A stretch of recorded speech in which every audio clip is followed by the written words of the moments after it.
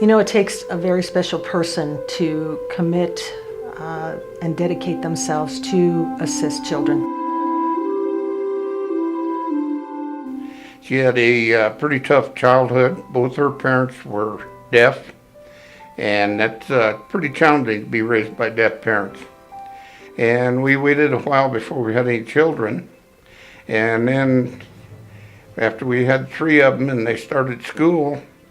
My mom would just do anything for you at any point in time. She'll drop whatever she's doing to help you out.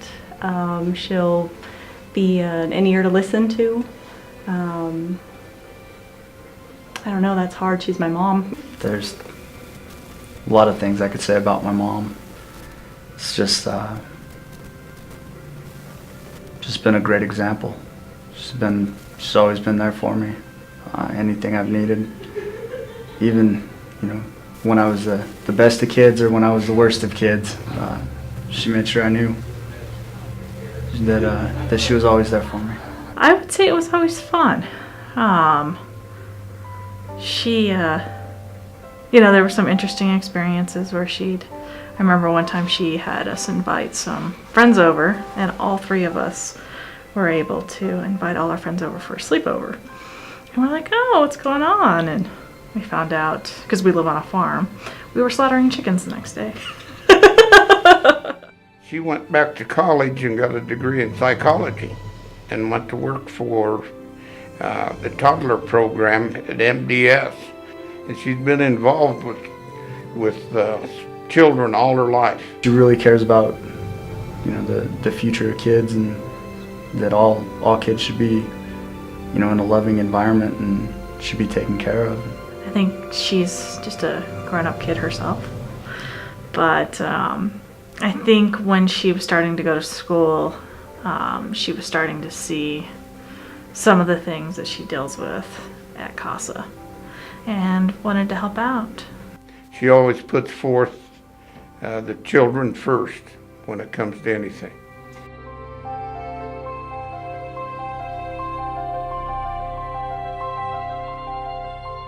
It truly takes a very special person to dedicate themselves to assist children in our community that have been abused or neglected.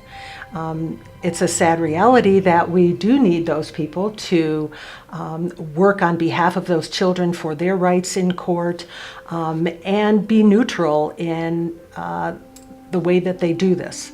I think there's a lot of things that go on that you don't see day to day.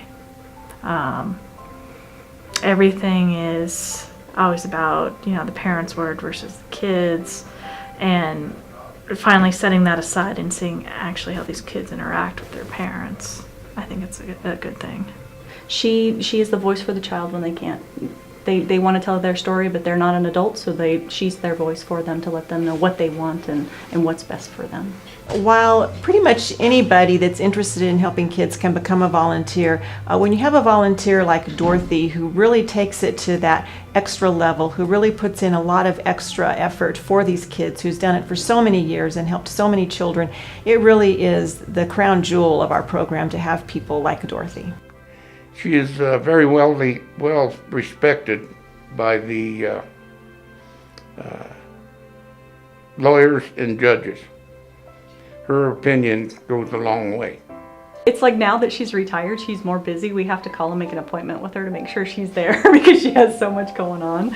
But I think it's something she really enjoys, and she gets a lot of satisfaction of knowing that, whenever the kids that she works with, if they are adopted, she usually goes to the adoption, and a lot of the families that she works with, they still involve her in pictures and birthday cards and celebrations and milestones. So I think she just has a way of making a connection, and then she keeps it. So she's kids all ages that she's worked with throughout the years in CASA. She still kind of knows what they're doing and what's going on because they've invited her to stay in their life.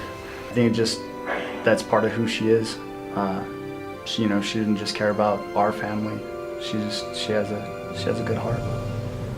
Cares about all kids. We are so fortunate to have Dorothy as a CASA advocate. She truly is a shining star in this community, really has a heart for the children and goes above and beyond what is called for in this role, and we just couldn't be happier to have her on board. I hope she sticks around for a very long time. It comes to children, boy, that's a sore spot with her. You better not be messing with them if you're not supposed to.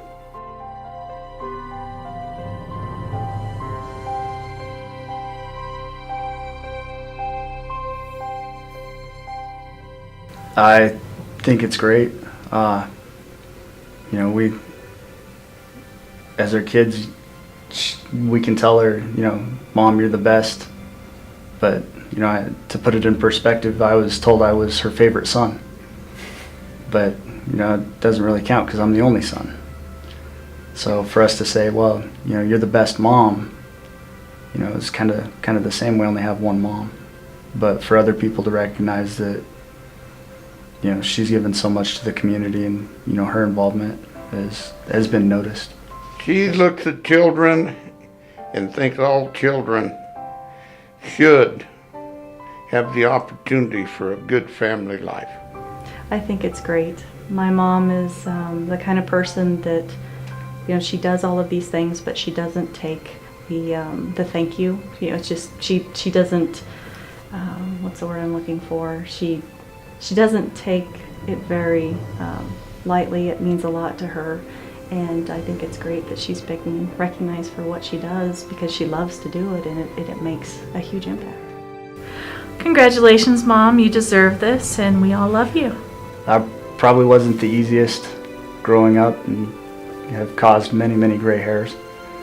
But thank you for always being there, and not only for us, but for everyone whose life you've affected and you've touched. I would say, Mom, I am so proud of you for being Mesa County's mom, because I know us as kids are very fortunate. We feel very lucky to have you as our mom. So we think that all the kids in Mesa County are lucky too. Hey, love you and congratulations. All that hard work is paying off now.